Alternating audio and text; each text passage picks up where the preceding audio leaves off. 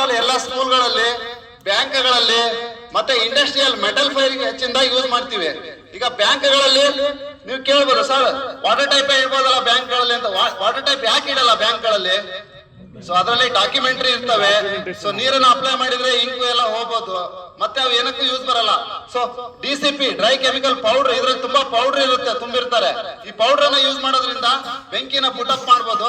ಅದ್ರ ಜೊತೆಗೆ ಆ ಒಂದು ಡಾಕ್ಯುಮೆಂಟ್ರಿನ ಮತ್ತೆ ಕೊಡಬಿಟ್ಟು ನಾವು ಯೂಸ್ ಮಾಡ್ಕೋಬಹುದು ತಾನೆ. ಸೊ ಆ ಉದ್ದೇಶಕ್ಕೆ ಸ್ಕೂಲ್ಗಳಲ್ಲಿ ಮತ್ತೆ ಬ್ಯಾಂಕ್ಗಳಲ್ಲಿ, ಕೆಲವೊಂದು ಆಫೀಸ್ಗಳಲ್ಲಿ DCP ಇರುತ್ತೆ, ಡ್ರೈ ಕೆಮಿಕಲ್ ಪೌಡರ್. ಇದ್ರಲ್ಲಿ ಬರ್ದಿರ್ತಾರೆ ನೋಡಿ, ಡ್ರೈ ಕೆಮಿಕಲ್ ಪೌಡರ್ ಅಂತ. ಸೊ ಈ ತರ 4 ವಿಧದ ಎಕ್ಸ್ಟಿಂಗ್ವಿಷರ್ ಗಳನ್ನು ಇಲ್ಲೇ ಇದಾವೆ. ಸ್ವಲ್ಪ ಐಡಿಯಾ ಬಂತ ಇದ್ರ ಬಗ್ಗೆ? ಎ ಕ್ಲಾಸ್ ಅಲ್ಲಿ ಏನಿರುತ್ತೆ? ಬಿ ಕ್ಲಾಸ್ ಅಲ್ಲಿ ಫೋಮ್, ಸಿ ಕ್ಲಾಸ್ ಅಲ್ಲಿ CO2, ಡಿ ಕ್ಲಾಸ್ ಅಲ್ಲಿ DCP ಪೌಡರ್ ಇರುತ್ತೆ. ಹೌದಾ? ಸೊ ಎಕ್ಸ್ಟಿಂಗ್ವಿಷರ್ ಬಗ್ಗೆ ಐಡಿಯಾ ಬಂತಾ? ಸೊ ಈ ಒಂದು ಇದ್ರ ಮೇಲೆ ಬೆಂಕಿನ 3 ವಿಧದಲ್ಲಿ ಆರಿಸಬಹುದು. ಬೆಂಕಿ ಆಗಕ್ಕೆ 3 ವಸ್ತು ಬೇಕು ಅಂತ ಹೇಳಿದೆ. ಬೆಂಕಿನ 3 ವಿಧದಲ್ಲಿ ಆರಿಸಬಹುದು. ಯಾವ ತರ? ನಂಬರ್ 1 ಬಂದ್ಬಿಟ್ಟು ಸ್ಯಾಗ್ರಿಗೇಷನ್. ಸ್ಯಾಗ್ರಿಗೇಷನ್ ಅಂದ್ರೆ ಬೇರ್ಪಡಿಸುವಿಕೆ. ಏನ್ ಬೇರ್ಪಡಿಸುವಿಕೆ? ಇದು ಫ್ರಿಡ್ಜ್ ಅಂತ ಅನ್ಕೊಳ್ಳೋಣ, ಪಕ್ಕದಲ್ಲಿ ವಾಷಿಂಗ್ ಮಿಷಿನ್ ಅಂತ ಅನ್ಕೊಳ್ಳೋಣ. ಈಗ ಫ್ರಿಡ್ಜ್ ಗೆ ಎಲೆಕ್ಟ್ರಿಕಲ್ ಶಾರ್ಟ್ ಸರ್ಕ್ಯೂಟ್ ಆಗಿ ಬೆಂಕಿ ಆಗ್ಬಿಟ್ಟಿದೆ. ಏನ್ ಮಾಡ್ತೀರಾ ಮನೇಲಿ? ಡ್ಯಾನ್ಸ್ ಮಾಡ್ತೀರಾ ಎಲ್ಲ? ಬೆಂಕಿ ಆಯ್ತು ಅಂತ? ಇಲ್ಲ ತಾನೆ. ಸೊ ಅದ್ರ ಪಕ್ಕದಲ್ಲಿ ವಾಷಿಂಗ್ ಮಿಷಿನ್ ಇರುತ್ತೆ. ಈಗ ಏನೋ ಫ್ರಿಡ್ಜ್ ಉರ್ದೋಯ್ತಪ್ಪ 25,000 ರೂಪಾಯಿ, ಪಕ್ಕದಲ್ಲಿ 40,000 ರೂಪಾಯಿ ವಾಷಿಂಗ್ ಮಿಷಿನ್ ಇರುತ್ತೆ. ಅದನ್ನಾರು ನಾನು ಪ್ರತ್ಯೇಕ ಮಾಡ್ಕೊಂಡು ಸೇವ್ ಮಾಡ್ಕೋಬಹುದು ತಾನೆ. ಸೊ ಈ ಒಂದು ವಿಧಾನವನ್ನ ನಾವು ಸ್ಯಾಗ್ರಿಗೇಷನ್ ಅಂತ ಕರಿತೀವಿ.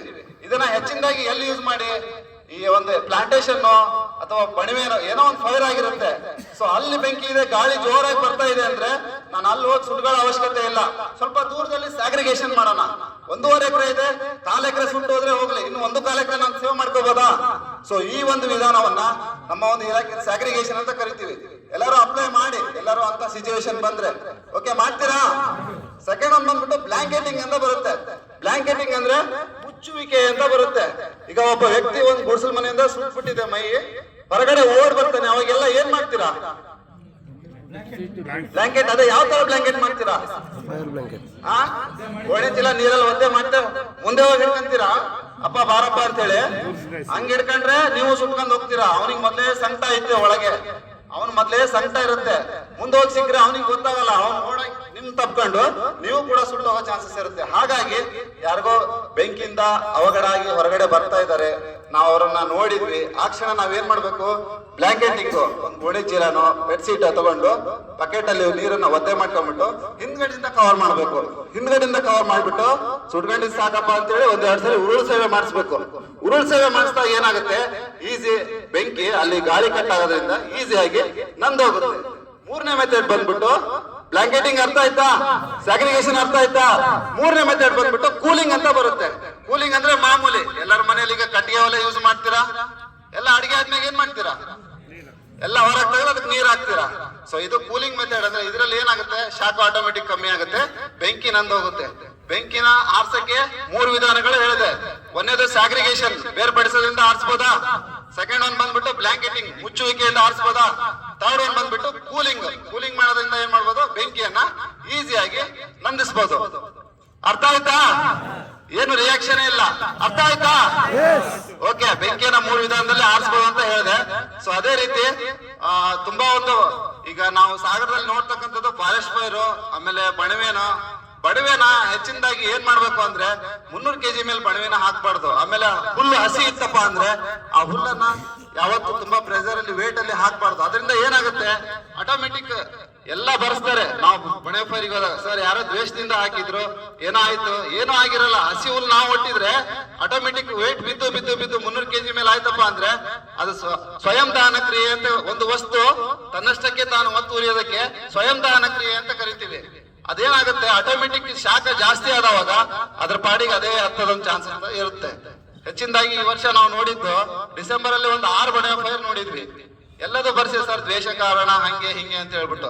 ಸೊ ಬಣವೆ ಮನೆಯಿಂದ ಸ್ವಲ್ಪ ಸಾಧ್ಯವಾದಷ್ಟು 30ರಿಂದ 40 ಫೀಟ್ ದೂರ ಇರ್ಬೇಕು, ಮನೆಯಿಂದ ದೂರ ಇರ್ಬೇಕು. ಆಮೇಲೆ ತಿಪ್ಪಿಗುಂಡಿ, ಅದು ಕಸ ತೊಟ್ಟಿ ಮಾಡ್ತಿರಲ್ಲ, ಅದ್ರ ಪಕ್ಕನೆ ಬಣವೆ ಹಾಕಿರ್ತಾರೆ. ಮನೇಲಿ ಎಲ್ಲ ಒಲೆ ಅಡಿಗೆ ಎಲ್ಲ ಆದ್ಮೇಲೆ ಆ ಬೂದಿ ತಗೊಂಡು ತಿಪ್ಪಿ ಗುಂಡಿಗೆ ಹಾಕ್ತಾರೆ. ಸೊ ಅದ್ರಲ್ಲಿ ಸಣ್ಣ ಪುಟ್ಟ ಕಿಡಿ ಇರ್ತವೆ, ಅವೇನಾದ್ರು ಗಾಳಿಗೆ ಹಾರ್ ಬಂದು ಬಡವೆಗೆ ಫೈರ್ ಆಗೋ ಚಾನ್ಸಸ್ ಇರುತ್ತೆ. ಮತ್ತೆ ಕನ್ನಡಿ ಇರುತ್ತಲ್ಲ, ಅದರಿಂದ ಕೂಡ ಬೆಂಕಿ ಹಚ್ಬೋದು. ಪ್ರಯೋಗ ನೋಡಿರ್ತೀರಲ್ಲ. ಸೊ ಅದು ಸೂರ್ಯನ ಕಿರಣಕ್ಕೆ ರಿಫ್ಲೆಕ್ಟ್ ಆಯ್ತು ಅಂದ್ಮೇಲೆ ಆಟೋಮೆಟಿಕ್ ಆಗಿ ಬೆಂಕಿ ಹತ್ತೋ ಚಾನ್ಸಸ್ ಇರುತ್ತೆ. ಸೊ ಹಾಗಾಗಿ ತುಂಬಾ ಕೇರ್ಫುಲ್ ಆಗಿ ಎಲ್ಲ ಆಲ್ಮೋಸ್ಟ್ ಆಲ್ ರೈತರು ಅಂತ ಅನ್ಕೊಂತೀನಿ, ತುಂಬಾ ಕೇರ್ಫುಲ್ ಆಗಿ ಇರಿ. ಅಕ್ಕಪಕ್ಕದವ್ರಿಗೆ ಹೇಳಿ, ಒಂದ್ ಬಣವೆಯಿಂದ ಒಂದ್ ಬಣವೆಗೆ ಮಿನಿಮಮ್ 30 ಫೀಟ್ ಡಿಸ್ಟೆನ್ಸ್ ಇರ್ಬೇಕು. ಈಗ ಒಂದ್ ಬಣವೆ ಬೆಂಕಿ ಆಗಿದೆ, ಪಕ್ಕದಲ್ಲಿ ಇನ್ನೊಂದ್ ಬಣವೆ ಬೆಂಕಿ ಇದ್ರೆ ಅದು ಸುಟ್ಟು ಹೋಗುತ್ತೆ. ದೂರ ಇತ್ತಂದ್ರೆ ಅದರ ಸೇವ್ ಆಗುತ್ತಾ? ಸೊ ತುಂಬಾ ಇನ್ಸಿಡೆಂಟ್ ನೋಡಿದೀವಿ, ವರ್ಷ ಪೂರ್ತಿ ದುಡಿದಿರ್ತಾರೆ, ಹೋಗ್ತಿವಿ, ಹಂಗಂದ್ಬಿಡ್ಲೆ ನಮ್ಗೆ ಒಂಥರ ಬೇಜಾರಾಗ್ಬಿಡುತ್ತೆ ಅದನ್ನ ನೋಡ್ಬಿಟ್ಟು. ಸೊ ಹಾಗಾಗಿ ಸಾಧ್ಯವಾದಷ್ಟು ಪ್ರಿಕಾಷನ್ ತಗೊಳ್ಳೋದು ತುಂಬಾ ಒಳ್ಳೇದು. ಅದೇ ರೀತಿ ಹೆಚ್ಚಿನದಾಗಿ ಹೇಳಕ್ಕೆ ಗ್ಯಾಸ್ ಹೇಳಕ್ ಇಷ್ಟಪಡ್ತೀನಿ. ಎಲ್ಲರ ಮನೇಲಿ ಯೂಸ್ ಮಾಡ್ತೀರಾ ಗ್ಯಾಸ್? ಯೂಸ್ ಮಾಡ್ತಿರಲ್ಲ. ಗ್ಯಾಸ್ ಇಲ್ಲ ಅಂದ್ರೆ ಜೀವನನೇ ಇಲ್ಲ ಅನ್ನಂಗ ಆಗೋಗೈತಿ ಈಗ. ಸೊ ಅದೆಷ್ಟು ಒಳ್ಳೆಯದು, ಅದನ್ನ ಸರಿಯಾಗಿ ಯೂಸ್ ಮಾಡ್ಲಿಲ್ಲ ಅಂದ್ರೆ ಅಷ್ಟೇ ತುಂಬಾ ಅಪಾಯಕಾರಿಯಾಗಿರ್ತಕ್ಕಂಥ ಒಂದು ವಸ್ತು. ನಮ್ಮ ಮನೇಲಿ ನಾವು ಯಾರೋ ಬಂದು ಬಾಂಬ್ ಹಾಕೋ ಅವಶ್ಯಕತೆ ಇಲ್ಲ, ನಮ್ಮ ಮನೇಲಿ ನಾವೇ ಬಾಂಬ್ ಇಟ್ಕೊಂಡು ಡೈಲಿ ಜೀವನ ಮಾಡ್ತಾ ಇರ್ತೀವಿ. So gas LPG, liquefied petroleum gas. So ಇದರಲ್ಲಿ ಬ್ಯೂಟೇನ್ ಮತ್ತೆ ಪ್ರೋಪೇನ್ ಅನ್ನ ತುಂಬಿರ್ತಾರೆ. ಬ್ಯೂಟೇನ್ 60% ಇರುತ್ತೆ, ಫೋರ್ಟೇನು ಮತ್ತೆ 40% ಇರುತ್ತೆ. ಟೋಟಲ್ 100% ರೇಷಿಯೋದಲ್ಲಿ ತುಂಬಿರ್ತಾರೆ. ಇದರ ಒಂದು ಗಾಳಿಗೆ ಹರಡ್ತಕ್ಕಂತ ಒಂದು ರೇಷಿಯೋ ಪ್ರಮಾಣ ಬಂದ್ಬಿಟ್ಟು 240. ಅಂದ್ರೆ ಒಂದು ಪ್ರಮಾಣ ಬಿಡುಗಡೆ ಆದ್ರೆ ಇಮಿಡಿಯೇಟ್ ಆಗಿ ಗಾಳಿಯಲ್ಲಿ 240 ಅಷ್ಟು ಅದು ಹರಡ್ಕೊಂಡ್ಬಿಡುತ್ತೆ. ಹಾಗಾಗಿ ಗ್ಯಾಸ್ ಅನ್ನ ತುಂಬಾ ಕೇರ್ಫುಲ್ ಆಗಿ, ತುಂಬಾ ಸೇಫ್ಟಿಯಾಗಿ ಯೂಸ್ ಮಾಡಿ. ಈಗ ನಿಮ್ ಮನೇಲಿ ಗ್ಯಾಸ್ ಲೀಕೇಜ್ ಆಗಿದೆ, ಏನ್ ಮಾಡ್ತೀರಾ? ಎಲ್ಲ ಹೊರಗಡೆ ತಗೊಂಡ್ಬರ್ತೀರಾ? ಆಗ್ಲಿಲ್ಲಪ್ಪ ಅವಾಗ ಯಾವ ಕಾರಣಕ್ಕೂ ಆತರ ಮಾಡಕ್ ಹೋಗ್ಬೇಡಿ. ಆತರ ಮಾಡಿದ್ರೆ ಸೀದಾ ಹೊಗೆನೆ, ಗೊತ್ತಾಯ್ತಾ? ಲೈಟ್ಸ್ ಆಫ್ ಮಾಡಿದ್ರೆ ಸೀದಾ ಹೊಗೆನೆ. ಸೊ ನೆನ್ಪಿಟ್ಕೊಳ್ಳಿ, ಮನೆಯಲ್ಲಿ ಗ್ಯಾಸ್ ಲೀಕೇಜ್ ಆಗಿದೆ ಅಂದ್ರೆ ಫಸ್ಟ್ ನೀವು ತಗೊಳ್ತಕ್ಕಂಥ ಪ್ರಿಕಾಷನ್ ಅದು ನೋಡ್ಬೇಕು. ಆ ಕಿಟಕಿ ಮತ್ತೆ ಬಾಗಿಲು ಕಬ್ಬಣದ ಏನಾದ್ರು ಇದೆಯೋ, ಕಬ್ಬಣದಲ್ಲಿ ಕೆಲವು ಟೈಮ್ ವರ್ಕ್ ಮಾಡ್ಬೇಕಾರೆ ಬೆಂಕಿ ಕಿಡಿ ಬರೋ ಚಾನ್ಸಸ್ ಇರುತ್ತೆ. ರೀಸೆಂಟ್ ಆಗಿ ಇಲ್ಲ ಹಾವೇರಿಲ್ಲೋ ಮತ್ತೆ ಬೆಂಗಳೂರಲ್ಲಿ ಹಾವೇರಿಯಲ್ಲಿ ನಡೆದಿರ್ತಕ್ಕಂಥ ಘಟನೆ, ಪಟಾಕಿ ಅಂಗಡಿ ಗೋಡನ್ ಫೈರ್ ಆಗಿ ಸುಮಾರು 5-6 ಜನ ಸತ್ರು ಅಂತ ಕೇಳ್ಪಟ್ರಿ 2 months ಬ್ಯಾಕ್. ಅದೇನಕ್ಕಾಗಿತ್ತು ಅಂದ್ರೆ ಡೋರಿಗೆ ಮುಂದ್ಗಡೆ ಗೋಡಾನ್ ಡೋರಿಗೆ ಗ್ಯಾಸ್ ವೆಲ್ಡಿಂಗ್ ಮಾಡ್ತಾ ಇದ್ರಂತೆ. ಸೊ ಆ ವೆಲ್ಡಿಂಗ್ ಕಿಡಿ ಪಟಾಕಿಗೆ ತಾಕ್ಬಿಟ್ಟು ಇಮಿಡಿಯೇಟ್ ಆಗಿ ಬೆಂಕಿ ಹತ್ಕೊಬಿಟ್ಟು 6 ಜನ ಸತ್ತೋದ್ರು, ತುಂಬಾ ಚಿಕ್ಕ ಏಜ್ನರು ಅಂತ ಕೇಳಿದ್ರಿ. ಸೊ ಹಾಗೆ ಒಂದು ಗ್ಯಾಸ್ ಲೀಕೇಜ್ ಆಗಿದೆ ಈ ಒಂದು ಪ್ಲೇಸ್ ಅಲ್ಲಿ ಅಂತ ಅಂದ್ರೆ ನಾವು ಎಷ್ಟು ಹುಷಾರಾಗಿದ್ರು ತುಂಬಾ ಕಡಿಮೆನೆ. ಸೊ ಫಸ್ಟ್ ಬಂದ್ಬಿಟ್ಟು ನಾವೇನ್ ಮಾಡ್ಬೇಕು, ಇಲ್ಲಿ ಕಿಟಕಿ ಇದೆ, ಇಲ್ಲಿ ಬಾಗಿಲಿದೆ, ಕಿಟಕಿ ಬಾಗಿಲನ್ನ ಸಾಧ್ಯವಾದಷ್ಟು ನಿಧಾನ ಓಪನ್ ಮಾಡ್ಬೇಕು. ಲೀಕೇಜ್ ಆಗ್ಬಿಟ್ಟಿದೆ ಅಂದ್ರೆ ಕಿಟಕಿ ಬಾಗಿಲನ್ನ ಫಸ್ಟ್ ಓಪನ್ ಮಾಡ್ಬೇಕು, ನೋಡ್ಬೇಕು. ಓಪನ್ ಮಾಡ್ಬೇಕಾದ್ರೆ ಕಬ್ಬಣದ ಏನಾದ್ರು ಇದೆಯಾ, ಸೌಂಡ್ ಬರಬಾರ್ದು, ಯಾವ್ದೇ ತರಹದ ಕಿಡಿ ಬರಬಾರ್ದು. ಸೆಕೆಂಡ್ ಒನ್ ಬಂದ್ಬಿಟ್ಟು ಏನ್ ಮಾಡ್ಬೇಕು, ಫ್ಯಾನ್ ಉರಿತಾ ಇದೆ ಉರಿತಾನೆ ಇರ್ಲಿ, ಟಿವಿ ಆನಲ್ಲಿ ಇದ್ರೆ ಆನಲ್ಲೇ ಇರ್ಲಿ, ಮಿಕ್ಸಿ ಆನಲ್ಲಿ ಇದ್ರೆ ಆನಲ್ಲೇ ಇರ್ಲಿ, ಎಲ್ಲದು ಫ್ರಿಜ್ ಮತ್ತೆ ವಾಷಿಂಗ್ ಎಲ್ಲವೂ ಆನಲ್ಲಿ ಇದ್ರೆ ಆನಲ್ಲೇ ಇರ್ಲಿ, ತೊಂದ್ರೆ ಇಲ್ಲ. ಏನಕ್ಕೆ ಅಂದ್ರೆ ಬೆಳಗ್ಗೆ ಗ್ಯಾಸ್ ಹಚ್ಬೇಕಾದ್ರೆ ನಮ್ಗೆ ಏನ್ ಬೇಕು, ಲೈಟ್ ಅಲ್ಲಿ ಸ್ಪಾರ್ಕ್ ಎಷ್ಟು ದೊಡ್ಡ ಬರುತ್ತಾ, ಎಷ್ಟು ಸಣ್ಣದ್ ಬರುತ್ತೆ, ಇಷ್ಟು ಸಣ್ಣದ್ ಬರುತ್ತೆ. ಅದೇ ರೀತಿ ಅವ್ರು ಏನ್ ಮಾಡ್ತೀವಿ, ಸ್ವಿಚ್ ಆಫ್ ಮಾಡಿ ಹೊರಗೆ ಬರ್ಬೇಕು ಅಂತಂದ್ರು. ಸ್ವಿಚ್ ಆಫ್ ಮಾಡಿದವಾಗ ರಾತ್ರಿ ನಿಶ್ಶಬ್ದವಾದ ಒಂದು ಸಂದರ್ಭದಲ್ಲಿ ಮಲಗ್ಬೇಕಾರೆ ಜಸ್ಟ್ ಅಬ್ಸರ್ವ್ ಮಾಡಿ, ಸ್ವಿಚ್ ಆಫ್ ಮಾಡಿದವಾಗ ಸಣ್ಣದೊಂದು ಸ್ಪಾರ್ಕ್ ಬರುತ್ತೆ, ಅಷ್ಟೇ ಸಾಕು ಬೆಂಕಿ ಆಗಕ್ಕೆ. ನೀವು ಲೈಟ್ ಹಚ್ಚೋ ಕಿಡಿನೂ ಅಷ್ಟೇ ಇರುತ್ತೆ, ಸ್ಪಾರ್ಕ್ ಕೂಡ ಅಷ್ಟೇ ಇರುತ್ತೆ, ಅಷ್ಟೇ ಸಾಕು ಬೆಂಕಿ ಆಗಕ್ಕೆ. ಸೊ ಹಾಗಾಗಿ ಯಾವುದೇ ಕಾರಣಕ್ಕೂ ಸ್ವಿಚ್ ಅನ್ನ ಆನ್ ಅಂಡ್ ಆಫ್ ಮಾಡಕ್ ಹೋಗ್ಬೇಡಿ ಲೀಕೇಜ್ ಆಗಿರ್ತಕ್ಕಂಥ ಸಂದರ್ಭದಲ್ಲಿ. ಅದ್ರ ಜೊತೆಗೆ ಕೆಲವು ನಾವು ಭಾರಿ ಬುದ್ಧಿವಂತರು ಟಾರ್ಚ್ ಆನ್ ಮಾಡ್ಬಿಟ್ಟು ಏನಾಗಿತ್ತು ನೋಡೋದು. ಮೊಬೈಲ್ ಟಾರ್ಚ್ ಕೂಡ ಡೇಂಜರು, ಮೊಬೈಲ್ ಟಾರ್ಚ್ ಕೂಡ ತುಂಬಾ ಅಂದ್ರೆ ತುಂಬಾ ಡೇಂಜರು. ಸೊ ಹಾಗಾಗಿ ಯಾವುದೇ ಕಾರಣಕ್ಕೂ ಫ್ಲಾಶ್ ಲೈಟ್ ಹಚ್ಚೋದು, ಟಾರ್ಚ್ ಆನ್ ಮಾಡೋದು ಈ ತರ ಎಲ್ಲ ಮಾಡಕ್ ಹೋಗ್ಬೇಡಿ. ಅದೊಂದು ಕಾಯ್ತಾ ಇರುತ್ತೆ ಒಂದು ಕಿಡಿಗೋಸ್ಕರ. ಕುಮಟಾ ಬರಿಗೆ ಇನ್ಸಿಡೆಂಟ್ ಕೇಳಿರ್ಬೇಕು ಎಲ್ಲ. ಸೊ ಅದ್ ಗ್ಯಾಸ್ ಟ್ಯಾಂಕರ್ ಲೀಕೇಜ್ ಆಗಿದ್ ಎಲ್ಲೋ, ಇವ್ರ ಮನೇಲಿ ಬೆಳಗ್ಗೆ ಎದ್ದು ಲೈಟ್ ಹೊಡೆದಿದ್ ಎಲ್ಲೋ, ಸೊ ಮನೆನೇ ಪೂರಿ ಬ್ಲಾಸ್ಟ್ ಆಗಿ ಹೋಗಿತ್ತು. ಇಲ್ಲೇ ಕುಮಟಾ ಬರಿಗೆ ಇನ್ಸಿಡೆಂಟ್. ಸೊ ಹಾಗೆ ಗ್ಯಾಸ್ ಲೀಕೇಜ್ ಇದೆ ಎಲ್ಲ ತುಂಬಾ ಅಂದ್ರೆ ತುಂಬಾ ಡೇಂಜರ್. ಫಸ್ಟ್ ಬಂದ್ಬಿಟ್ಟು ಕಿಟಕಿ ಮತ್ತೆ ಬಾಗ್ಲನ್ನ ಸಾಧ್ಯವಾದ್ರೆ ತೆಗೀರಿ. ಆಗ್ಲಿಲ್ಲಪ್ಪ ಅಂತಂದ್ರೆ ಬಂದ್ಬಿಟ್ಟು ಹೊರಗಡೆ ನಿಂತ್ಕೊಳ್ರಿ. ಜೀವ ಬದುಕಿದ್ರೆ ಭಿಕ್ಷೆ ಬೇಡ್ಕದಾರು ತಿನ್ಬೋದು, ಹೌದಾ? ಆಮೇಲೆ ಏನಾದ್ರು ಮಾಡ್ಕೋಬಹುದು. ಸೆಕೆಂಡ್ ಬಂದ್ಬಿಟ್ಟು ಯಾವ್ದೇ ಕಾರಣಕ್ಕೂ ಫ್ರಿಜ್ ಏನೋ ಆನ್ ಅಂಡ್ ಆಫ್ ಸ್ವಿಚ್ ಮಾತ್ರ ವರ್ಕ್ ಮಾಡಬೇಡಿ. ಮೂರನೇ, ಇನ್ನು ನಿಮ್ ಬುದ್ಧಿವಂತ ಸ್ವಲ್ಪ ಧೈರ್ಯ ಇದೆಯಾ, ಪಕ್ಕದಲ್ಲಿ ಡ್ರಮ್ ಇರುತ್ತೆ, ಆ ಡ್ರಮ್ಮಿಗೆ ಆ ಸಿಲಿಂಡರ್ ನ ಹಾಕ್ಬಿಟ್ಟು ಅದಕ್ಕೆ ನೀರ್ ಬಿಡ್ತಾ ಇರಿ. ಅವಾಗ ಏನಾಗುತ್ತೆ, ಆ ಲೀಕೇಜ್ ಆಗಿರ್ತಕ್ಕಂಥ ಗ್ಯಾಸ್ ಆ ನೀರಲ್ಲಿ ಓವರ್ಫ್ಲೋ ಆಗಿ ಹೊರಗಡೆ ಹೋಗ್ತಾ ಇರುತ್ತೆ.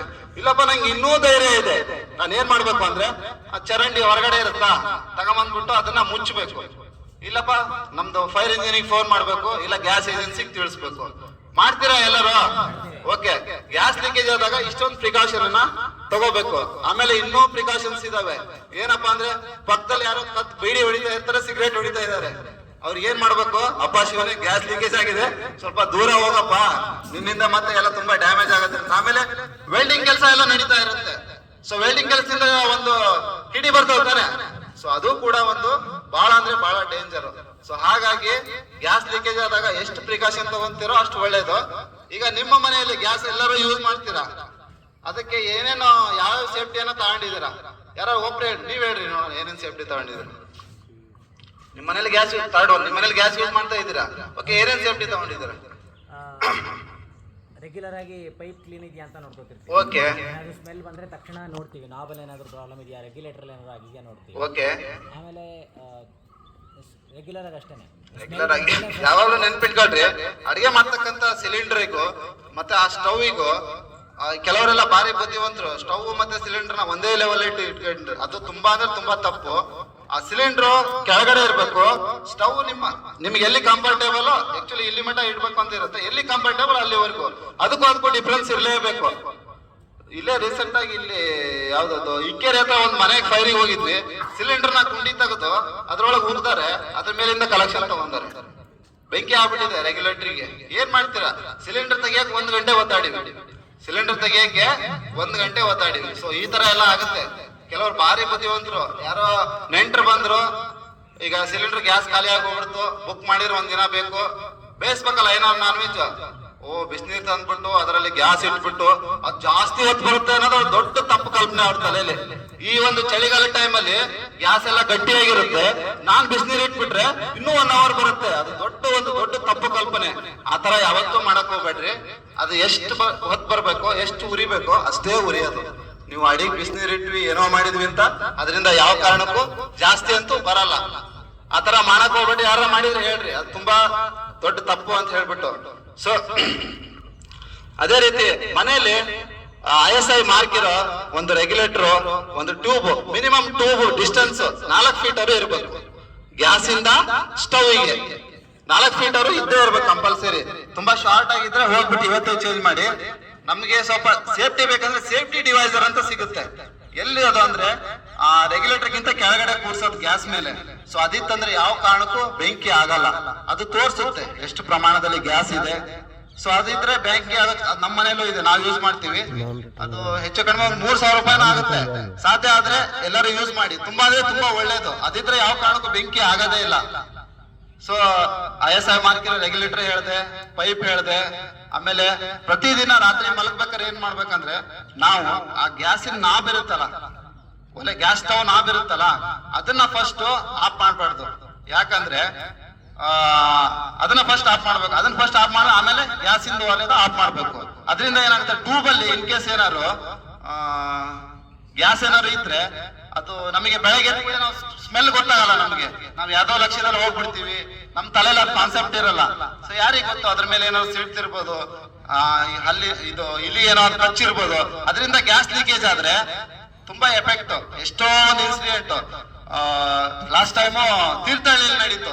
ಒಂದ್ ಫ್ಯಾಮಿಲಿಲೇ ಸಜೀವ ದಹನ ಆದ್ರು ಅಂತ ಪೇಪರ್ ಎಲ್ಲ ಓದಿರ್ತೀರಾ. ಅಷ್ಟು ದೂರ ಯಾಕೆ ಕಂಡ್ರೆ ಇಲ್ಲೇ ನಮ್ ಸಾಗರದಲ್ಲೇ ಕಣ್ಣಾರೆ ನೋಡಿರ್ತಕ್ಕಂಥ ಇನ್ಸಿಡೆಂಟ್. ಮುಂಡಿಗೆ ಹೇಳ ಗೊತ್ತಲ್ಲ, ಮುಂಡಿಗೆ ಹೇಳ 3 ಗಂಟೆ ಸುಮಾರು ಫೋನ್ ಬಂತು, ಹಿಂಗೆ ಫೈರ್ ಆಗಿದೆ, ಗ್ಯಾಸ್ ಸಿಲಿಂಡರ್ ಕ್ಯಾರಿ ಮಾಡ್ತಕ್ಕಂಥ ದೊಡ್ಡ ಲಾರಿಗೆ ಫೈರ್ ಆಗಿದೆ, ಹೋಗಿ ಕೂತ್ಬಿಟ್ಟು ಅಂತ ಹೇಳ್ದ. ಹೋಗಿ ನೋಡ್ದವಾಗ ಸಿಲಿಂಡರ್ ಎಲ್ಲ ಸಿಡಿತಾ ಇದಾವೆ. ಅಕ್ಕಪಕ್ಕ ಜನ ಎಲ್ಲ ಕತ್ತಿ ಕುಡ್ಗೋರೆಲ್ಲ ರೋಡಲ್ಲಿ ನಿಂತಾರೆ. ಯಾರೋ ಬಾಂಬ್ ಹಾಕಕ್ ಬಂದಾರೆ, ನಾವು ಗುಳೆಗಾರು ಅಲ್ಲೆಲ್ಲ ಜನ ಎಲ್ಲ ಅವರೇ ಫೋನ್ ಮಾಡಿದ್ದು. ಹೋದ್ ಕೂಡ್ಲೇನೆ ನಮ್ಮ ಪುಣ್ಯ ಏನಂದ್ರೆ ನಮ್ ಗಾಡಿಯಲ್ಲಿ ಇರ್ತಕ್ಕಂಥದ್ದು ಬರೀ 4,500 ಲೀಟರ್ ನೀರ್ ಮಾತ್ರ. ಸೊ ಅದರಿಂದ ಏನ್ ಮಾಡಕ್ಕೂ ಆಗಲ್ಲ. ಅಲ್ಲಿ ಮುಂಡಿಗೆ ಹಳ್ಳದಿಂದ ಡೈರೆಕ್ಟ್ ನಮ್ದು ಒಂದು ಪೋರ್ಟೇಬಲ್ ಪಂಪ್ ಅಂತ ಇರುತ್ತೆ. ಆ ಪಂಪ್ ಅನ್ನ ನಾವು ಯೂಸ್ ಮಾಡ್ಬಿಟ್ಟು ಕಂಟಿನ್ಯೂಸ್ ಆಗಿ, ಆಮೇಲೆ ಸಿದ್ದಾಪುರ ಗಾಡಿನೂ ಬಂತು, ಸೊರಬ ಗಾಡಿನೂ ಬಂತು. ಒಟ್ಟು 3 ಗಾಡಿ ಅವತ್ತು 3 ಗಂಟೆಯಿಂದ ಕಂಟಿನ್ಯೂ 6 ಗಂಟೆ ಕೆಲಸ ಮಾಡಿ 20 ಸಿಲಿಂಡರ್ ಬ್ಲಾಸ್ಟ್ ಆಗಿತ್ತು. ಟೋಟಲ್ 220 ಸಿಲಿಂಡರ್ ಅಲ್ಲಿ 200 ಸಿಲಿಂಡರ್ ಸೇವ್ ಆಗಿತ್ತು. ಗಾಡಿ ಅರ್ಧಂಬರ್ಧ ಸುಟ್ಟೋಗಿತ್ತು. ಆಮೇಲೆ ಹಂಗೆ ಕತ್ಲಲ್ಲಿ ಕೆಲಸ ಮಾಡಿ ಬೆಳಗಿನ ಜಾವ 6 ಗಂಟೆ ಆಯ್ತು. 6 ಗಂಟೆ ಆದವಾಗ ನೋಡ್ತಾ ಹೋದಂಗೆ ಒಂದ್ ಸಣ್ಣ ಇಷ್ಟೇ ಕೈ ಸಿಕ್ತು, ಕಟ್ಟಾಗಿ ಬಿದ್ದಿತ್ತು. ಇಷ್ಟೇ ಕೈ ಸಿಕ್ತು. ಮುಂದೆ ಹೋದವಾಗ ಲಿವರ್ ಇಂದ ಒಂದು ಪೀಸ್ ಸಿಕ್ತು. ನೋಡಿದ್ರೆ ಯಾರ್ದು ಅಲ್ಲ, ಡ್ರೈವರ್ ಇಂದ. ಗಾಡಿಲಿರ್ತಕ್ಕಂಥ ಡ್ರೈವರ್ ಪೀಸ್ ಆಗಿ ಹೋಗಿದ್ರು. ಸೊ ಕಣ್ ಮುಂದೆ ನೋಡಿರ್ತಕ್ಕಂಥ ಘಟನೆ. ಹಾಗಾಗಿ ಇನ್ಸಿಡೆಂಟ್ ಆದ್ಮೇಲೆ ಅದ್ರ ಬಗ್ಗೆ ಪ್ರಿಕಾಷನ್ ತಗೊಳಕ್ಕಿಂತ ಆಗಕ್ಕಿಂತ ಮೊದಲು ನಾವು ತಗೊಳ್ಳೋಣ. ನಮ್ ಜೀವನದಲ್ಲಿ ಆಗಕ್ಕಿಂತ ಮೊದಲು ನಾವು ತಗೋಣ. Fire is A good friend. ಚಳಿ ಐತಪ್ಪ ಕಾಸ್ಕೊಳ್ಳೋಣ ಅಂತ ಹಿಂಗ್ ಮಾಡ್ಬೋದು. ಅದೇ ಮನೆಗೆ ಹತ್ತಿದ್ರೆ ಲಬ್ ಲಬ್ ಲಬ್ ಲಬ್ ಹೊಯ್ಕೋಬಹುದು.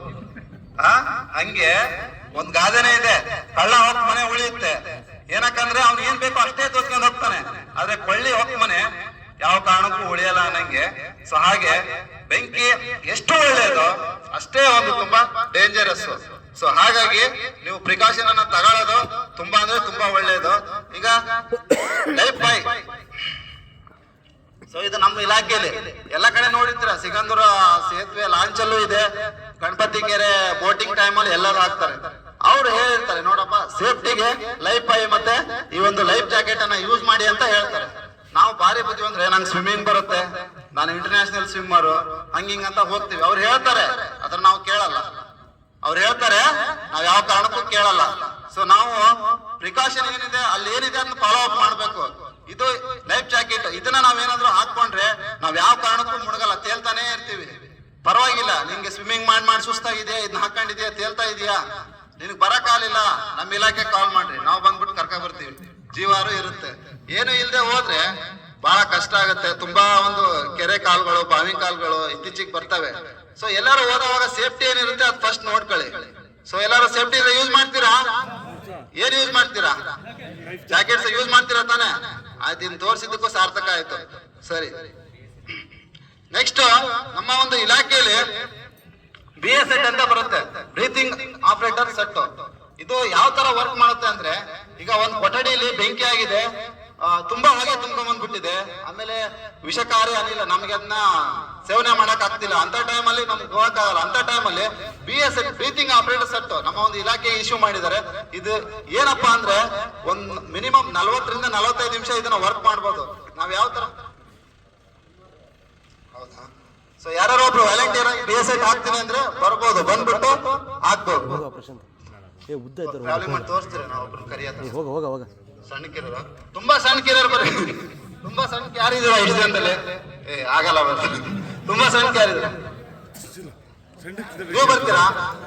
ಸಣ್ಣ ಯಾರು ಹೆಂಗೇಶ್ ಯಾರು ಸಣ್ಣ ಯಾರು ಬರ್ರಿ, ಇಲ್ಲಿದೆ ನೋಡಿ ಸರ್, ಬರ್ರಿ ಬರ್ರಿ ಒಬ್ರು ಬರ್ರಿ.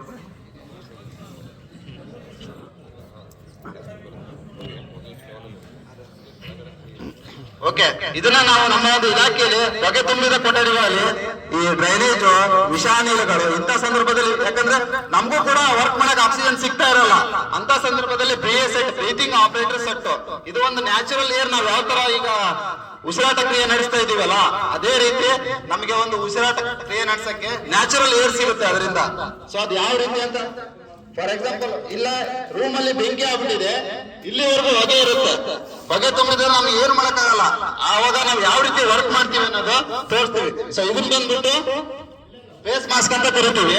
ಇದು ಹಿಂದ್ಗಡೆ ಬಂದ್ಬಿಟ್ಟು ಸಿಲಿಂಡರ್, ಸ್ಟೇನ್ಲೆಸ್ ಸಿಲಿಂಡರ್, ಒಂದೇ ತರ ಫುಲ್ ಸ್ಟೇನ್ಲೆಸ್ ಸಿಲಿಂಡರ್ ಇರುತ್ತೆ. ಸೊ ಇದು ಸ್ಟಿಪ್ಸ್,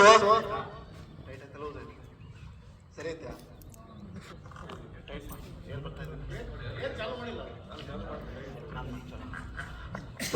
ಸೊ ಒಂದು ರೂಮ್ ಅಲ್ಲಿ ಇನ್ಸಿಡೆಂಟ್ ಆಗಿದೆ, ಅವ್ರು ಹೊಗೆ ಕುಡಿದು ಅನ್ಕಾನ್ಸಿಯಸ್ ಆಗಿ ಬಿಟ್ಬಿಟ್ಟಿದ್ದಾರೆ.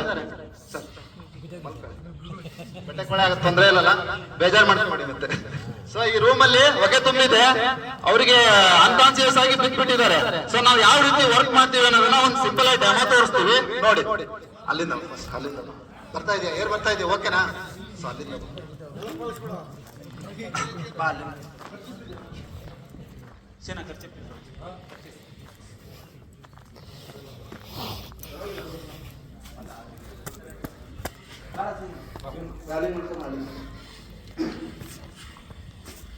ನಿಧಾನವಾಗಿ ಯಾವ ರೀತಿ ಬರ್ತೀವಿ ನೋಡಿ.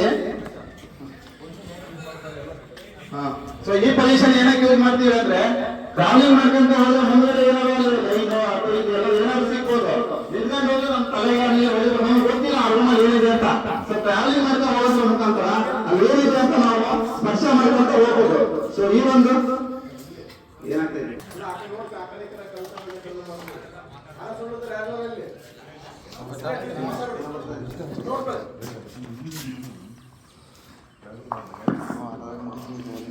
ಬರ್ತಾ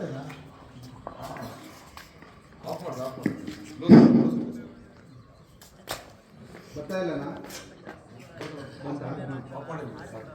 ಆಯ್ತು. ಸೊ ಇಲ್ಲಿಂದ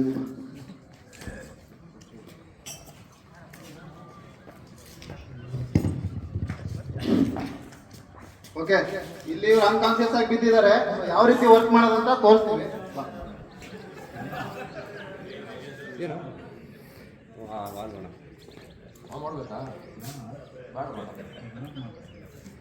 ನೋಡ ಏನು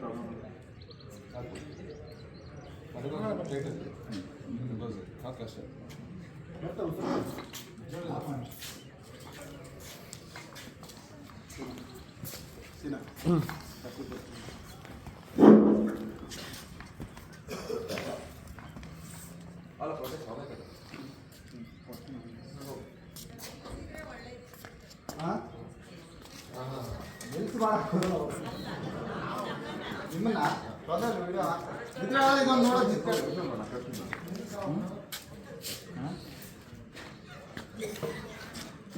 ಫಸ್ಟ್ ನೋಡ್ತೀವಿ, ಹೋಗ್ಬಿಟ್ಟು ಯಾವ ಪೊಸಿಷನ್ ಇದ್ದಾರೆ ಅಂತ ಹೇಳ್ಬಿಟ್ಟು, ಆಮೇಲೆ ಯಾವ ತರ ಅಂತಂದ್ರೆ ಅವ್ರ ಕೈಗಳು ಇರ್ತಾವಲ್ಲ, ಎರಡು ಕೈಗಳನ್ನ ನಮ್ಮ ಕೈಲಿ ಒಂದು ಕಚ್ಚಿಪು ಅಥವಾ ಬಟ್ಟೆ ಹಗ್ಗ ಏನಾದ್ರು ಇದ್ರೆ ಆ ಕೈಗಳನ್ನ ಫಸ್ಟ್ ಕಟ್ಕೊತೀವಿ. ಕೈ ಕಟ್ಕೊಂಡು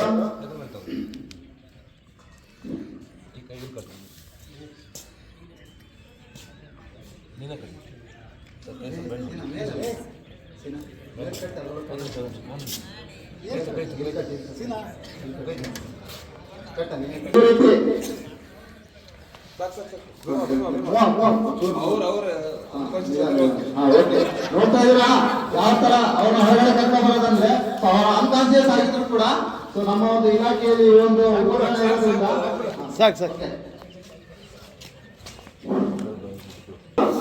ಈ ಒಂದು ಉಪಕರಣ ಇದ್ರೆ ಮಾಡ್ಬೋದು. ನಾವು ಕೂಡ ಎಲ್ಲ ತರ ಮಂತ್ರಿ ಅವ್ತಾನೆ, ಸೊ ನಮ್ದು ಪರ್ಟಿಕ್ಯುಲರ್ ಆಗಿ ಆ ಎಕ್ವಿಪ್ಮೆಂಟ್ ಇದ್ರೆ ಆ ವರ್ಕ್ ಅನ್ನ ಮಾಡ್ಬೋದು. ಅದೇ ರೀತಿ ಈಗ ಒಂದು ತುಂಬಾ ಮೂರನೇ ಫ್ಲೋರ್ ಬಿಲ್ಡಿಂಗ್ ಅಲ್ಲಿ ಫೈರ್ ಆಗಿದೆ. ಸೊ ನೀವು ಫೋನ್ ಮಾಡಿದ್ರಿ, ಅಲ್ಲೂ ಕೂಡ ಅವ್ರು ಅನ್ಕಾನ್ಸಿಯಸ್ ಆಗಿ ಬಿಟ್ಬಿಟ್ಟಿದ್ದಾರೆ. ನಾವೊಂದು ನಮ್ಮ ಇಲಾಖೆ ಲ್ಯಾಡರ್ ಅಂತ ಕರೀತಾರೆ, ಎಕ್ಸ್ಟೆನ್ಷನ್ ಒಂದು ಲ್ಯಾಡರ್, ಅದು ಎಕ್ಸ್ಟೆಂಡ್ ಆಗುತ್ತೆ. ವರ್ಕ್ ಮಾಡಕ್ಕೆ ಒಂದು 35 ಫೀಟ್ ಸಿಗುತ್ತೆ. ಸೊ ಮೂರನೇ ಫ್ಲೋರ್ ಅಲ್ಲಿ ತುಂಬಾ ದಪ್ಪ ಇರೋ ಅನ್ಕಾನ್ಸಿಯಸ್ ಆಗಿದ್ದಾರೆ. ಅವರನ್ನ ಕೆಳಗೆ ಯಾವ ತರ ಇಳಿಸ್ಬೇಕು, ಯಾವ ತರ ಅವ್ರನ್ನ ಫೈರ್ಮನ್ ಲಿಫ್ಟ್ ಅಂತ ಕರಿತೀವಿ, ಯಾವ ತರ ಲಿಫ್ಟ್ ಮಾಡ್ಬೇಕು ಅಂತ ಹೋಗಿದೆ. ಸೊ ಬರಕ್ಕೆ ಅರ್ಧ ಗಂಟೆ ಲೇಟ್. ಅಲ್ಲಿವರೆಗೂ ಬರುತ್ತಾರ ಇಲ್ಲ. ಸೊ ನಾನು ಸ್ವಲ್ಪ ಧೈರ್ಯ ಇದೆ ಅಂದ್ರೆ ನಾನು ಏನ್ ಮಾಡ್ಬೋದು ಅಂದ್ರೆ, ಸೊ ಇವರನ್ನ ಕೂಡ ಒಂದು ಲ್ಯಾಡ್ರಿನ ಮುಖಾಂತರ ಈಸಿಯಾಗಿ ನಾವು ಕೆಳಗಡೆ ಕರ್ಕೊಂಡ್ ಬರ್ಬೋದು. ಯಾವ ತರ ಅಂತ ಹೇಳ್ಬಿಟ್ರೆ, ಇದನ್ನ ನಾವು ಫೈರ್ಮನ್ ಲಿಫ್ಟ್ ಅಂತ ಕರಿತೀವಿ. ಈಸಿಯಾಗಿ ಎಷ್ಟೇ ದಪ್ಪ ಇದ್ರು ಕೂಡ ಅವ್ರನ್ನ ಈಸಿಯಾಗಿ ನಾವು ಅವ್ರನ್ನ ನಮ್ಮ ಹೆಗಲ ಮೇಲೆ ಕೂರಿಸ್ಕೊಂಡು ಕೆಳಗಡೆ ಕರ್ಕೊಂಡ್ ಬರ್ಬೋದು.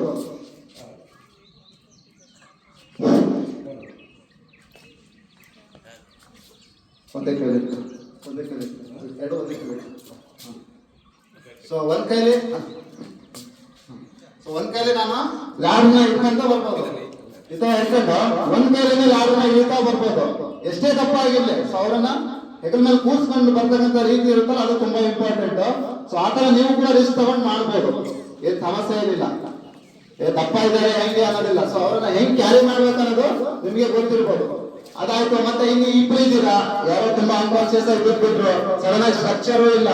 ನಾವ್ ಏನ್ ಮಾಡೋದಂದ್ರೆ, ಮಾಮೂಲಿ ಗೊತ್ತಲ್ಲ ಈ ತರ ನಾವು ಸಣ್ಣಕ್ಕಿದ್ದಾಗೆಲ್ಲ ಮಾಡಿರ್ತೀವಲ್ಲ, ಗಣಪತಿ ಕೂರ್ಸ್ಕೊಂಡು ಹೋಗಿರ್ಬೇಕು, ಗಣಪತಿ ಬಪ್ಪ ಮೂಲಿಯ. ಸೊ ಆ ತರನು ಮಾಡ್ಬೋದು. ಸೊ ಈ ಒಂದು ಇದನ್ನ ನಾವು ಫೈರ್ಮನ್ ಲಿಫ್ಟ್ ಅಂತ ಕರಿತೀವಿ. ಈ ತರ ಅಗ್ನಿ ಅವಘಡಗಳು, ಇನ್ಸಿಡೆಂಟ್ಗಳು ಎಲ್ಲೇ ಆಗಿದ್ರೆ, ಸೊ ನಮ್ಮ ಒಂದು ಠಾಣೆಯ ನಂಬರ್ ಅನ್ನ ನಿಮ್ಮ ಮೊಬೈಲ್ ಅಲ್ಲಿ ಸೇವ್ ಮಾಡಿ ಇಟ್ಕೊಂಡಿದ್ದೀವಿ. 08183 ಸಾಗರ ಕೋಡ್ 226800. ತುಂಬಾ ಜನ ಏನ್ ಮಾಡ್ತಾರೆ, ಪೊಲೀಸ್ ಸ್ಟೇಷನ್ಗೆ 100 ಫೋನ್ ಮಾಡ್ತಾರೆ, 112 ಫೋನ್ ಮಾಡ್ತಾರೆ, 112 ಫೋನ್ ಮಾಡ್ತಾರೆ. 112 ಫೋನ್ ಮಾಡೋದ್ರಿಂದ ಏನಾಗುತ್ತೆ, ಅದು ಸೀದಾ ನಮ್ಮ ಶಿವಮೊಗ್ಗ ಸ್ಟೇಷನ್ಗೆ ಹೋಗುತ್ತೆ, ಡಿಸ್ಟಿಕ್ಕಿಗೆ. ಸೊ ಅಲ್ಲಿಂದ ಇಲ್ಲಿ ಕನೆಕ್ಟ್ ಮಾಡಲಿವರೆಗೆ ಒಂದು 5ರಿಂದ 10 ನಿಮಿಷ ವೇಸ್ಟ್ ಆಗೋ ಚಾನ್ಸಸ್ ಇರುತ್ತೆ. ಸೊ ಹಾಗಾಗಿ ನಮ್ಮ ಒಂದು ಠಾಣೆ ನಂಬರ್ ಡೈರೆಕ್ಟ್ ನಿಮ್ಮ ಹತ್ರ ಇದ್ರೆ ಸೀದಾ ನಮಗೆ ಕಾಲ್ ಮಾಡಿದ್ರೆ ನಾವು ಆ ಸ್ಪಾಟಿಗೆ ಬರಕ್ಕೆ, ಈಗ ಒಬ್ರು ಯಾರೋ ಬಾವಿಲಿ ಬಿದ್ದಾರಂದ್ರೆ ಅವ್ರ ಜೀವ ಬಸ್ಸಕ್ಕೆ ಎಷ್ಟೊತ್ತು ಟೈಮ್ ಬೇಕು, ಒಂದು 5ರಿಂದ 10 ನಿಮಿಷ ಇರುತ್ತೆ. ನೀವು ಒಂದೊಂದು ಬೆಂಗಳೂರಿಗೆ ಕಾಲ್ ಮಾಡಿ, ಅವ್ರು ನಿಮ್ಮ ಹೆಸರು ನಂಬರ್ ತಗೊಂಡು ಅವ್ರು ನಮ್ಮ ಸ್ಟೇಷನ್ಗೆ ಕಾಲ್ ಮಾಡಿ ನಮಗೆ ಕನೆಕ್ಟ್ ಮಾಡೋದು ಬೇಡ ಅಂದ್ರೆ 10 ನಿಮಿಷ ಆದ್ರೂ ಬೇಕಾ? ಹೌದ್ ತಾನೆ? ಅವ್ರ ಜೀವ ಹೋಗಿರುತ್ತೆ. ಸೊ ಹಾಗಾಗಿ ಯಾರ್ಯಾರೋ ನಂಬರ್ ಇಟ್ಕೊಂತಿರುತ್ತೆ ಸ್ಟೇಷನ್ ಇಂದು, ಹಂಗಂತ ಇಲ್ಲ 5 ಸ್ಟೇಷನ್ಗೆ ಬೆಳಗ್ಗೆ ಎತ್ಕೊಳ್ಳೆ ಡೆಮೋ ಬಂದಿದ್ರು ಮರ LB ಕಾಲೇಜ್ ಗ್ರೌಂಡ್ ಅಲ್ಲಿ ನಂಬರ್ ಕೊಟ್ಟಾರೆ, ತಡಿ ಆಟ ಆಡ್ಸೋಣ ಬೆಂಕಿನ ಅಂತ ಒಂದು ಫೋನ್ ಮಾಡಿಬಿಟ್ರಿ ಅಂದ್ರೆ ನಾವ್ 8 ಕಿಲೋಮೀಟರ್ ಬಂದಿರ್ತೀವಲ್ಲ, ನಿಮ್ಮ ಮೇಲೆ ಇಲ್ಲೇ ಪೊಲೀಸರು ಇರ್ತಾರೆ, ಕಂಪ್ಲೇಂಟ್ ದರ್ಜ್ ಮಾಡ್ಬಿಟ್ಟು 1 ಕಿಲೋಮೀಟರ್ 200 ರೂಪಾಯಿ ಉಸ್ಲಿ ಮಾಡ್ಕೊಂಡು ಬರ್ತೀವಿ ಆ ಕಡೆ. ಘಟನೆ ಮಾತ್ರ ಅಲ್ಲಿ ಆಗಿರ್ಬೇಕು ಪಕ್ಕ, ಅಂದ್ರೆ ಮಾತ್ರ ಕಾಲ್ ಮಾಡ್ಬೇಕು. ಸುಮ್ಮನೆ ಫೇಕ್ ಕಾಲ್ ಮಾಡಿದ್ರೆ ಪಕ್ಕ ಕಂಪ್ಲೇಂಟ್ ಆಗುತ್ತೆ, ಉಸ್ಲಿನೂ ಆಗುತ್ತೆ. ಆತರ ಮಾಡಕ್ ಹೋಗ್ಬೇಡಿ, ಯಾರಿಗೂ ಮಾಡಕ್ ಅವಕಾಶ ಕೊಡ್ಬೇಡಿ. ಸೊ 08183 ಸಾವಿರ ಕೊಡಿ, 226800 226800 ಇಲ್ಲ 227 101 226800 08183 ಸಾವಿರ ಕೋಡ್ ಹಾಕಿ 226800 ಸೀದಾ ಸ್ಟೇಷನ್ ಕನೆಕ್ಟ್ ಆಗುತ್ತೆ. ಇನ್ನೂ ಒಂದು ನಂಬರ್ ಕೂಡ ಇದೆ 08183 227 101. ಎರಡು ನಂಬರ್ ಇದಾವೆ. ಸೊ ತುಂಬಾ ಇನ್ಸಿಡೆಂಟ್. ಆಮೇಲೆ ಕೆಲವರೆಲ್ಲ ಹೆಂಗಂದ್ರೆ ಇಲ್ಲಿ ಕಡಿಮೆ, ಬೇರೆ ಕಡೆಗೆಲ್ಲ ಸಣ್ಣದಾಗಿ ಬೆಂಕಿ ಆಗಿರುತ್ತೆ, ಈ ಆ ಮೂಲೆ ಬೆಂಕಿ ಆಗಿರುತ್ತೆ. ಇವಾಗ 300 ಜನ ಇದ್ದೀರಾ, ಫೈರ್ ಇಂಜಿನಿಗೆ ಫೋನ್ ಮಾಡೋಣ, ಅದ್ರ ಬದಲಿ ಅಲ್ಲೇ ಸ್ವಲ್ಪ ಇದೆ ತಗೊಂಡ್ಬಿಟ್ಟು ಬಾಳ್ಬಿಟ್ಟು ಈಸಿಯಾಗಿ ಪುಟಪ್ ಮಾಡ್ಬೋದಾ, ಅಲ್ಲಿಂದ ಇಲ್ಲಿಗೆ ಬರೋದು ಸ್ಪ್ರೆಡ್ ಆಗಿರುತ್ತೆ ಅದು, ಅವಾಗ ಏನ್ ಮಾಡಕ್ಕೂ ಆಗಲ್ಲ. ಸೊ ಹಾಗಾಗಿ ಇನ್ಸಿಡೆಂಟ್ ತುಂಬಾ ಸಣ್ಣದಿದೆ ಅಂದವಾಗ ಅದನ್ನ ಪುಟಪ್ ಆದ್ರೆ ನಿಮ್ ಕೈಲಿ ಸಾಧ್ಯ ಆದ್ರೆ ಮಾಡಿ, ಇಲ್ಲಾಂದ್ರೆ ನಮ್ಮ ಒಂದು ಇಲಾಖೆಗೆ ಕಾಲ್ ಮಾಡಿ. ಆಮೇಲೆ ಸಾವಿರದಲ್ಲಿ ಇರತಕ್ಕಂಥದ್ದು ಒಂದೇ ಪರಿಸ್ಥಿತಿ, ಎಲ್ಲ ಒಂದ್ ಕಡೆ ಹೋಗಿರುತ್ತೆ. ಸೊ ಅಲ್ಲೂ ಅರ್ಧ ಮಾಡಿ ಬರಕ್ ಬರಲ್ಲ, ಅಲ್ಲಿ ಫುಲ್ ಕಂಪ್ಲೀಟ್ ಆದ್ಮೇಲೆ ನಾವು ಈ ಕಡೆ ಅದನ್ನ ಮುಗಿಸ್ಬಿಟ್ಟು ಬರ್ಬೇಕಾಗಿದೆ. ಕೆಲವರು ತುಂಬಾ ಸರ್ ನಾವು ವರ್ಷಕ್ಕೆ ಒಂದ್ಸರಿ ಕಾಲ್ ಮಾಡೋದು ಅಂತ ಹೇಳ್ತಾರೆ, ಸರ್ ನೀವು ಬರೋದೇ ಇಲ್ಲ ಅಂತ ಹೇಳ್ತಾರೆ. ನಾವೇನ್ ಮೇಡಮ್ ಆಗಿದೆ, ಇಲ್ಲಿ ಸಿರುವಂತೆ ಹೋಗಿರ್ತೀವಿ, ಅಲ್ಲಿ ಮತ್ತದಲ್ಲಿ ಫೋನ್ ಮಾಡ್ತಾರೆ, ನಾವಿಲ್ಲಿ ಮುಗಿಸ್ಕೊತೇ ಅಲ್ಲಿ ಹೋಗಕ್ ಬರಲ್ಲ. ಸಾಗರದಲ್ಲಿ ಇರ್ತಕ್ಕಂಥ ಒಂದೇ ಪರಿಸ್ಥಿತಿ. ಆಮೇಲೆ ಎಲ್ಲೋ ಒಂದು ಕೆರೆಯಲ್ಲೋ ಎಲ್ಲೋ ಯಾರೋ ಬಿದ್ದಿರ್ತಾರೆ, ಸತ್ತೋಗಿರ್ತಾರೆ, ಸರ್ ಹುಡುಕ್ತಿವಿ, ನಮ್ಗೆ ಬೋಟ್ ಎಲ್ಲ ಕೊಟ್ಟಿದ್ದಾರೆ. ಸೊ ನಮ್ ಪ್ರಯತ್ನ ಮಾಡಿ ಗ್ರಾಫ್ನಲ್ಲೂ ಕೋಡ್ ಎಲ್ಲ ಹುಡುಕ್ತಿವಿ, ಸಿಗ್ಲೇ ಇಲ್ಲ. ಸರ್ ನೀವು ಗಾಡಿ ಹುಡುಕಟ್ಟೆ ಹೋಗ್ಬೇಕು, ನಾವು ನಿಮ್ಗೆ ಮನಸ್ಸಿರ್ತಾನೆ, ನಾವೇ ಇರೋದು ನಿಮ್ ಸೇವೆಗೆ. ಸೊ ಹಾಗಾಗಿ ಎಲ್ಲ ನಿಮ್ ಊರಿಗೆ ಎಲ್ಲ ಬರ್ತಾವಾಗ ಸೊ ನಮಗೂ ಸ್ಪಂದಿಸಿ ನಿಮ್ ಕೈಲಾದಷ್ಟು ಹೆಲ್ಪ್ ಮಾಡಿ. ಎಲ್ಲ ಬಾವಿಲಿ ಕಡಮ ಬಿದ್ದಿರುತ್ತೆ, ಎಷ್ಟು ಜನ ನೋಡ್ತಿರ್ತೀವಿ, ಎಲ್ಲ ಸೆಲ್ಫಿ ವಿಡಿಯೋ ಮಾಡ್ತಿರ್ತಾರೆ, ನಾವು ಅಷ್ಟೇ ಎತ್ತ ಆಯ್ತೀವಿ. ಸೊ ಬಂದು ನಮ್ಮ ಜೊತೆ ಕೈ ಜೋಡಿಸಿ, ಸೊ ಅದರಿಂದ ಕೆಲಸ ಈಸಿಯಾಗಿ ಮುಗಿಸ್ಬೋದು. ಸೊ ನಾವಿರೋದು ನಿಮ್ ಸೇವೆಗೆ. ಸೊ ನಿಮ್ಮ ಒಂದು ಸಹಕಾರವನ್ನು ನಾವು ಯಾವತ್ತೂ ಬಯಸ್ತೀವಿ ಅಂತ ಹೇಳಕ್ ಇಷ್ಟಪಡ್ತೀನಿ. ಅದೇ ರೀತಿ ಇದು ಒಂದು ಬೆಳಗಿನ ಜಾವ ನಮ್ಮ ಸರ್ ನಿನ್ನೆ ಬಂದ್ಬಿಟ್ಟು ನಮ್ಮ ಸ್ಟೇಷನ್ಗೆ ಸರ್ ಈ ತರ ಬೆಳಗ್ಗೆ ಒಂದು ನಿಮ್ಮ ಒಂದು ಇಲಾಖೆ ಪರವಾಗಿ ಡೆಮೋ ಕೊಡ್ಬೇಕು ಅಂತ ಹೇಳ್ಬಿಟ್ಟು ಲೆಟರ್ ಎಲ್ಲ ಕೊಟ್ಬಿಟ್ಟು, ಸೊ ಒಂದು ಈ ಒಂದು ಒಳ್ಳೆಯ ಒಂದು ಬೆಳಗಿನ ಒಂದು ಶುಭೋದಯ ಒಂದು ಸಂದರ್ಭವನ್ನ ನಮ್ಮ ಒಂದು ಇಲಾಖೆಗೆ ನೀಡಿರ್ತಕ್ಕಂಥದ್ದ ಪರವಾಗಿ, ನಮ್ಮ ಒಂದು ಅಗ್ನಿಶಾಮಕ ಇಲಾಖೆ ಪರವಾಗಿ, ನಮ್ಮ ಒಂದು ಸಾಗರ ಠಾಣೆಯ ಪರವಾಗಿ ಹಾಗೂ ನಮ್ಮ ಅಧಿಕಾರಿ ಸಿಬ್ಬಂದಿ ಎಲ್ಲರ ಪರವಾಗಿ ಈ ಒಂದು ಪೊಲೀಸ್ ಇಲಾಖೆಗೆ ಇಷ್ಟೊತ್ತು ಕೇಳಿರ್ತಕ್ಕಂಥ ನಿಮಗೆ ನಾವೊಂದು ತುಂಬ ಧನ್ಯವಾದವನ್ನು ತಿಳಿಸಕ್ಕೆ ಇಷ್ಟಪಡ್ತೀವಿ. ಇಷ್ಟೊತ್ತನ ಕೇಳಿದ ಅರ್ಥ ಆಯ್ತಾ? ಎಷ್ಟು ಮಟ್ಟಿಗೆ ಅರ್ಥ ಆಯ್ತಾ? ಯೂಸರ್ಸ್ ಇದು ಓಕೆ. ನಾನ್ ತಿಳ್ಕೊಂಡಿದ್ದು ಅದೊಂದು ಗಾದೆ ಹೇಳ್ತಾರಲ್ಲ, ಬಿಚ್ಚಿಟ್ಟ ಜ್ಞಾನ ಹೊಳೆಯುತ್ತದೆ, ಬಚ್ಚಿಟ್ಟ ಜ್ಞಾನ ಕೊಳೆಯುತ್ತದೆ ಅಂತ ಹೇಳಿ. ನಾನೇನ್ ತಿಳ್ಕೊಂಡಿದ್ದೀನಲ್ಲ ನನ್ನಲ್ಲೇ ಇರೋದು ಬೇಡ. ಕೆಲವೊಂದು ಇನ್ಸಿಡೆಂಟ್ ನಮ್ಮ ಪಕ್ಕದ ಮನೇಲಿ ಆಗಿರುತ್ತೆ, ಪಕ್ಕದ ಮನೇಲಿ ಆಗೋರು ಅವ್ರಿಗೂ ನಮ್ಗೂ ಆಗ್ತಿರಲ್ಲ, ದ್ವೇಷ ಇರುತ್ತೆ. ಪರವಾಗಿಲ್ಲ ಸ್ವಾಮಿ, ಅವ್ರದ್ದು ಮನೇನೆ ನಮ್ದು ಮನೇನೆ, ಅವ್ರ ಮನೆ ಸುಟ್ಟಿದ್ರು ನೋಡಕ್ಕಾಗಲ್ಲ. ಹಾಗಾಗಿ ಕೇಳಿರ್ತಕ್ಕಂಥದ್ದು ಏನಾರಲ್ಲ ಅಪ್ಲೈ ಆದ್ರೆ ಅದನ್ನ ಸಾಧ್ಯವಾದ್ರೆ ಅಪ್ಲೈ ಮಾಡಕ್ ಟ್ರೈ ಪಡಿ, ಆಯ್ತಾ? ಅದನ್ನ ಅಪ್ಲೈ ಮಾಡೋದ್ರಿಂದ ತುಂಬಾ ಒಂದು ಎಷ್ಟೋ ಸೇವ್ ಆಗೋದಿರುತ್ತೆ. ತುಂಬಾ ಲಾಸ್ ಆದ್ಮೇಲೆ ಸೇವ್ ಮಾಡ್ಕೊಳ್ಳೋದ್ಕಿಂತ ಸೇವ್ ಮಾಡೋದ್ ಮೊದಲೇ ನಮ್ಮ ಹಂತದಲ್ಲಿ ಗೊತ್ತಾದ್ರೆ ಸೇವ್ ಮಾಡ್ಕೊಳ್ಳೋದು ತುಂಬಾ ಒಳ್ಳೇದು. ಮಾಡ್ಕೊಳ್ತೀರಾ ಎಲ್ಲರೂ? ಓಕೆ, ಎಲ್ರಿಗೂ ಇನ್ನೊಂದ್ಸರಿ ಧನ್ಯವಾದ ಹೇಳ್ತಾ ನನ್ನ ಮಾತನ್ನ ಮುಗಿಸ್ತೇನೆ. ಧನ್ಯವಾದ.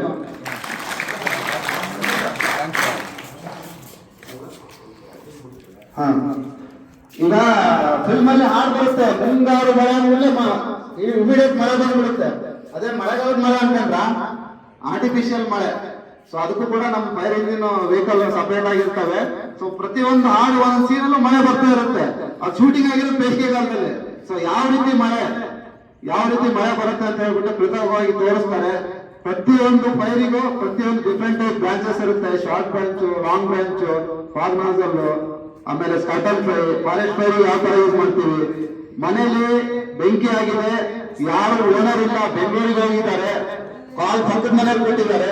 ಸೊ ಆ ಮನೆ ಬಂದ್ಬಿಟ್ಟು ನಾವು ಯಾವ ರೀತಿ ಬ್ರಾಂಚಸ್ ಹಾಕ್ಬಿಟ್ಟು ಕಿಟಕಿ ಹೊಡೆದ್ಬಿಟ್ಟು ಬೆಂಕಿನ ಆರಿಸ್ತೀವಿ, ಅದೆಲ್ಲವನ್ನ ಡೆಮೋವನ್ನ ನಮ್ಮ ಸಿಬ್ಬಂದಿ ಎಲ್ಲರೂ ತೋರಿಸ್ತಾರೆ ಈಗ. ಸೊ ಯಾವ ಟೈಪ್ ಅಂತ ಹೇಳ್ಬಿಟ್ಟು ಎಲ್ಲರೂ ಎದ್ಬಿಟ್ಟು ಆ ಕಡೆ ಅವಟನ್ನಾಗಿ ನೋಡ್ಬೋದು. ಸಾಧ್ಯವಾದಷ್ಟು ಇಲ್ಲಪ್ಪ ಫುಲ್ ಬೆಳಗಿಂದ PT ತೆಗೆದಾರೆ ಸಾಹೇಬ್ರು, ಬೆವರು ಬಂದಿದೆ, ಸ್ನಾನ ಮಾಡ್ಕೊಂಡು ಹೋಗ್ತೀನಿ ಅಂದ್ರೆ ಈ ನೀರು ಸ್ನಾನ ಮಾಡ್ಕೊಂಡು ಹೋಗ್ಬೋದು. ಜ್ವರ ಇರೋ ಬಂದ್ರೆ ನಾವು ಜವಾಬ್ದಾರಲ್ಲ. ಓಕೆ, ಹೆಸರು ಹೇಳ